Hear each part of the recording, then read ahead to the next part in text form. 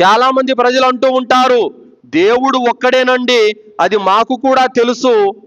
అయితే ఆ దేవుణ్ణి మనం ఎలాగూ చూడలేం కాబట్టి ఓ విగ్రహం రూపంలోను, ఓ చిత్రపటం రూపంలోను, ఓ సమాధి రూపంలో మేము ఆరాధిస్తున్నాము అని అంటూ ఉంటారు. కానీ దైవ ప్రవక్త యూనుస్ అలైహిస్సలాం వారు ఎక్కడ ఉన్నారు? చేప గర్భంలో ఉన్నారు. 3 చీకట్లు. పడవ ప్రమాదం జరిగింది రాత్రిపూట, మరియు సముద్రం లోతులో చీకటి, మరియు చేప కడుపు చీకటి. 3 చీకట్లలో నుండి అల్లాహ్ను వేడుకున్నాడు. ఏ విగ్రహం దగ్గర ఆయన సాష్టాంగ ప్రణామం చేయలేదు, ఏ ప్రతిమ దగ్గర ఆయన దండం పెట్టలేదు, ఏ సమాధి వద్ద ఆయన దువా చేయలేదు. సముద్ర గర్భంలో కటిక చీకటిలో నుండి అల్లాహ్ను వేడుకున్నాడు. 7 ఆకాశాల పైన ఉన్న అల్లాహ్ యూనుస్ అలైహిస్సలాం వారి యొక్క దువాను కబూల్ చేశాడు. అల్హమ్దులిల్లా. సో కాబట్టి మనము దైవాన్ని ఆరాధించాలంటే ఏ ప్రతిమ అవసరం లేదు, ఏ విగ్రహం అవసరం లేదు, ఏ సమాధి అవసరం లేదు. నేరుగా సృష్టికర్తను వేడుకోవచ్చు. అలాగే సోదరులారా, ప్రజల్లో మరికొంతమంది ఉన్నారు, దువాలు కుబుల్ కావాలంటే ఔలియా సమాధి దగ్గరికి వెళ్ళి దువా చేయాలి, ఫలానా దర్గా వద్దకు వెళ్ళి దువా చేస్తే కుబుల్ అవుతుంది, ఫలానా చోటుకి వెళ్ళి దువా చేస్తే కుబుల్ అవుతుంది అని అంటూ ఉంటారు. మరి యూనుస్ అలైహిస్సలాం వారు ఏ ఔలియా దగ్గరికి వెళ్ళారు? అల్లాహ్ ఆదం అలైహిస్సలాం వారిని వసీలాగా వేడుకుంటున్నాను అని అనలేదు ఆయన. అల్లాహ్ ఇబ్రాహీం అలైహిస్సలాం వారిని ఔలియా కాబట్టి ఆయన పేరుతో నేను వసీలా వేడుకుంటున్నాను అని అనలేదు ఆయన. నేరుగా అల్లా ఇలాహ ఇల్లా అంత సుబ్హానక్, అల్లా నువ్వు తప్ప మరొక దేవుడు లేనే లేడు అని యూనుస్ అలైహిస్సలాం వారు వేడుకున్నారు తప్ప ఏ ఔలియా పేరుతోనో, ఏ దర్గా పేరుతోనో, ఏ సమాధి పేరుతోనో ఆయన వేడుకోలేదు. దీన్ని బట్టి అర్థమేమవుతుంది? మీరు మీ ఇంట్లో ఉన్నా, మీరు మస్జిద్లో ఉన్నా, మీరు బజార్లో ఉన్నా, మీరు పొలం దగ్గర ఉన్నా, మీరు అడవిలో ఉన్నా, అల్లాహ్ను మీరు నేరుగా వేడుకోవచ్చే తప్ప ఏ దర్గాకు, ఏ సమాధి వద్దకు వెళ్ళి అడగాల్సిన అవసరం లేదు. ఎక్కడ ఉన్నా అల్లాహ్ సుబ్హానహు తఆలా మీ దువాను వింటాడు. ఎక్కడ ఉన్నా, మీరు ఏ స్థితిలో ఉన్నా సరే అల్లాహ్ సుబ్హానహు తఆలా మీ బాధను, మీ మొరను వింటాడు, మీరు చేసే దువా నిజమైనదైతే గనక. కావున యూనుస్ అలైహిస్సలాం వారు చేప గర్భంలో చిక్కుకున్నట్టు ఏ నరుడికి తెలియదు భూమి మీద, ఒక్క అల్లాహ్కు తప్ప. అల్లాహ్ సుబ్హానహు తఆలా భూమండల మీద, సముద్రంలో, సముద్ర గర్భంలో, చేప గర్భంలో తన దాసుడు యూనుస్ అలైహిస్సలాం వారు చిక్కుకున్నట్టు అల్లాహ్కు తెలుసు. అల్లాహ్ సుబ్హానహు తఆలా ఆయన్ని రక్షించాడు. మరి కావున మనకేదైనా అవసరం వస్తే, ఏదైనా ఇబ్బంది కలిగితే మనం ప్రతిదానికి అల్లాహ్ను వేడుకోవాలి, అల్లాహ్ను అడగాలి.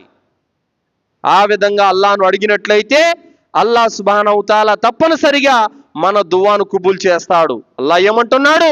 వకజాలిక నుజిల్ ముమినీన్, మేము విశ్వాసులను ఇలాగే రక్షిస్తాము అని అల్లాహ్ అంటున్నాడు. కావున మనం అల్లాహ్ను వేడుకోవాలి. ఎలా వేడుకోవాలి? మనం అల్లాహ్ను వేడుకోవాలంటే ఎలా వేడుకోవాలి? దైవ ప్రవక్త యూనుస్ అలైహిస్సలాం వారు లా ఇలాహ ఇల్లా అంత సుబ్హానక ఇన్ని కుంతు మినజ్ జాలిమీన్, మొదటగా తౌహీదును గుర్తించారు ఆయన. మొదటిగా తౌహీద్ యొక్క పదమైన లా ఇలాహ ఇల్లల్లాహ్ను తీసుకున్నారు.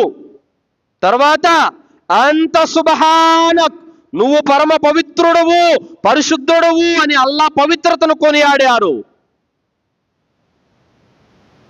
ఇన్ని కుంతు మినజ్ జాలిమీన్, నువ్వు పవిత్రుడవు, నేనే తప్పు చేసిన వాడిని, నేనే దుర్మార్గుడును అని తనను తాను నిందించుకున్నారు. అల్లాహ్ పవిత్రతను కొనియాడారు. ఆ విధంగా ఏ వ్యక్తి అయినా అల్లాహ్తో దువా చేస్తే ఆ దువా కుబుల్ కావాలంటే అల్లాహ్ ఏకత్వాన్ని కొనియాడాలి, తౌహీద్ మీద ఉండాలి. పూటకొక దేవుణ్ణి, రోజుకొక దేవుణ్ణి, జబ్బు వచ్చే ఒక దేవుణ్ణి, కష్టం వస్తే ఒక దేవుణ్ణి, ఆ దర్గాకు, ఈ దర్గాకు, ఆ సమాధికి, ఈ సమాధికి, అక్కడికి, ఇక్కడికి. ఇది వ్యాపారమా? ఇదేమన్నా బట్టల రోజుకో జత మార్చడానికి? లా ఇలాహ ఇల్లల్లాహ్, అల్లాహ్ తప్ప మరొక దేవుడు లేడు అని అంటే ఈ మాట మీద నిలబడిపోవాలి మనిషి. ఇంకెక్కడికి వెళ్ళి దువా చేయకూడదు అల్లాహ్తోనే తప్ప, ఎక్కడికి వెళ్ళి సజ్దా చేయకూడదు అల్లాహ్ ముందర తప్ప. ఈ విధమైనటువంటి వేడుకోలు మనలో గనక ఉంటే అల్లాహ్ సుబ్హానహు తఆలా ఖచ్చితంగా మన దువాను కుబులు చేస్తాడు. అల్హమ్దులిల్లా. సో కావున అల్లాహ్ సుబ్హానహు తఆలా తన దాసుల మొరలను వింటాడు, ఆలకిస్తాడు. వకదాలిక నుజిల్ ముమినీన్, మేము విశ్వాసులను రక్షిస్తామని అల్లాహ్ సుబ్హానహు వ తఆలా చెప్పాడు.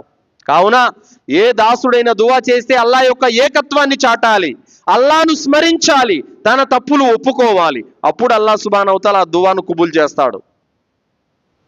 తర్వాత యూనుస్ అలైహిస్సలాం వారు చేప గర్భంలో అల్లాహ్ సుబ్హానహు వ తఆలా బంధించేశారు.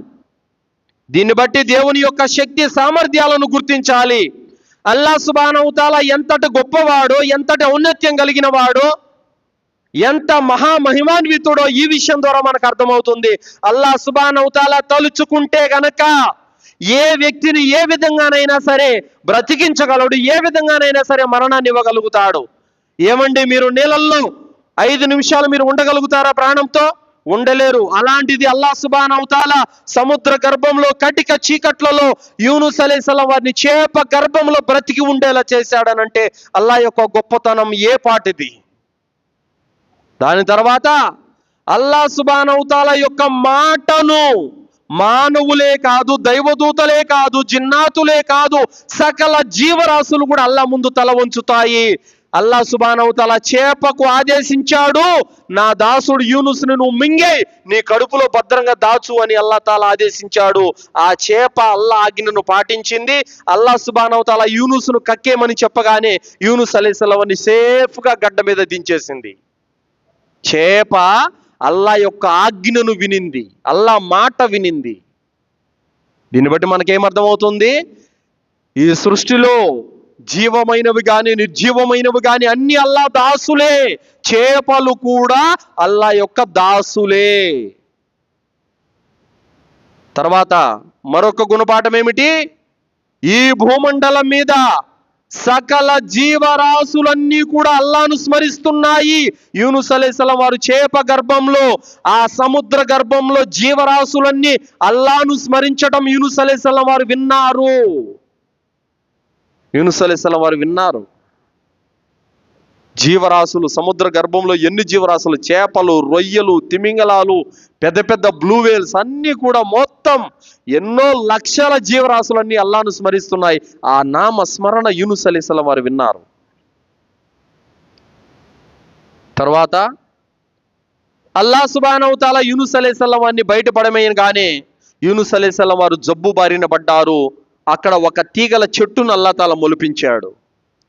దీన్ని బట్టి మనకు అర్థమేమవుతుంది? జబ్బులు ఇచ్చేది అల్లాయే, దాన్ని పోగొట్టేది కూడా అల్లాయే.